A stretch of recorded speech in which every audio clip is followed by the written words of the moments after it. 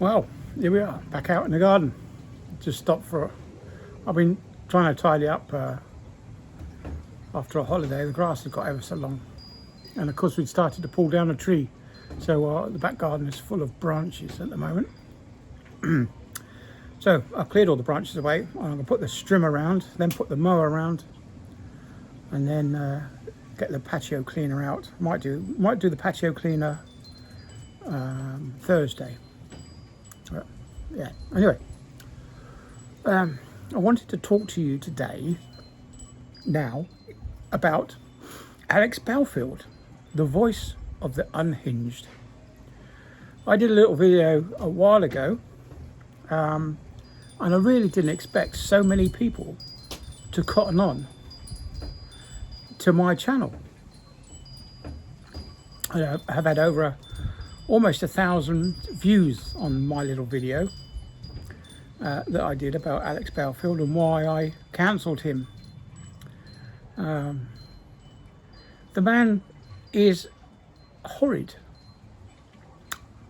You know how when you're small you listen to what the teachers tell you at school, and then you start to question what they're saying. And that was a bit like me and Alex Belfield. At the beginning, you believe everything that he says until you really start listening to what he's talking about. And the man's hideous. The man goes on.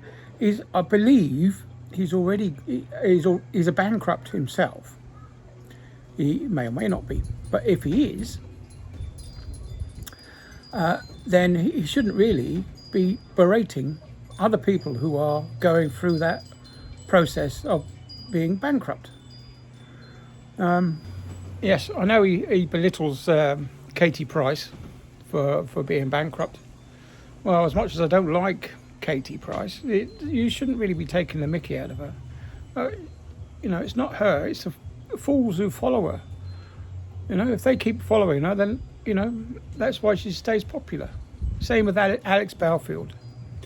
He's beginning to find out that he's not so popular after all, because I understand that he's had a theatre show that has failed to attract customers, patrons, whatever you call them, that go to theatre to see whatever he does, stand-up comedy.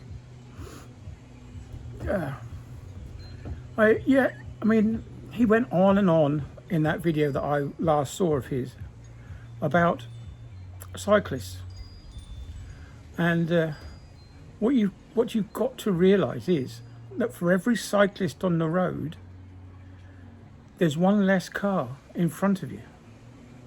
There's one less car at the junction slowing you down. And if you're like me, you drive across town, you quite often see cyclists. You overtake them, they overtake you, you overtake them again, they overtake you. And so your average speed is more or less the same as a cyclist. So what's the problem with cyclists? And I tell you now, if there were a third more cyclists, there would be a hell of a lot less congestion around town.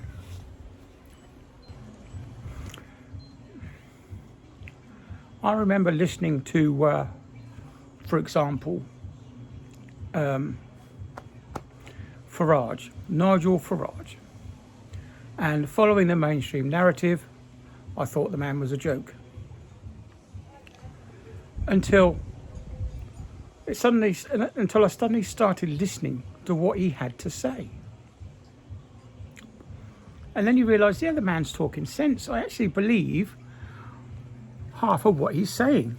I might not like him as a person. I think he reminds me of a second-hand car salesman, a bit slimy and a bit greasy. But what he says, or part of what he says, I agree with. And I'm allowed to have that opinion. As we're finding out these days, that you're not allowed to have an opinion, because that will be the wrong opinion. Yeah. So, again, with the likes of Donald Trump, some of the things that he has said, you you follow the narrative of the mainstream media and you think that the man's an idiot.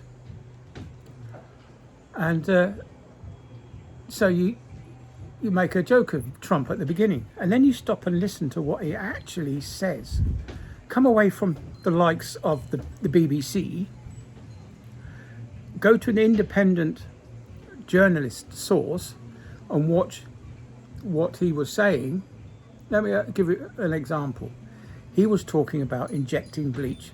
If you listen to the BBC quoted him as saying that we should inject bleach. But if you went and had a look at the website where he was speaking, that in its entirety, the man was talking sense. He didn't once mention bleach. He did mention, he said, oh, hang on. Right. He did say, he said, bleach kills the virus in a second. Is there anything like bleach that we could inject into the body? He said, under doctor's supervision, is there anything like bleach that we could inject into the body? Well, yes, there is something we could do. There is a method of injecting hydrogen peroxide into the body, and there's also a way injecting sunlight into the body. It's actually, you take the blood out of the body and you pass it through tubes under UV light. The UV light kills the bacteria and viruses, and it hardly does it any damage to the red blood cells, and you pump the blood back into the body, job done. But I've digressed. What I was going to say was, it's like a huge great awakening. Listening to Alex Belfield prattle on, at the beginning I thought, well, he's getting a lot of good comments, he must be saying something right. And then slowly but surely you begin to think to yourself, well, this man's horrid. This isn't the voice of reason. This is the voice of the unhinged. He's mad. The guy is absolutely repugnant. Yeah, okay, he might not deserve to have his house raided, but what he's did to that cyclist by the name of Jeremy Vine is something else. As much as I don't like Jeremy Vine, I think he's a bit slimy, a bit too what's the word? He likes to please to get his audience ratings up. In fact, I watched him on that TV show that he did before his radio show, and that I thought, well, this guy's a bit repugnant. I don't like him either.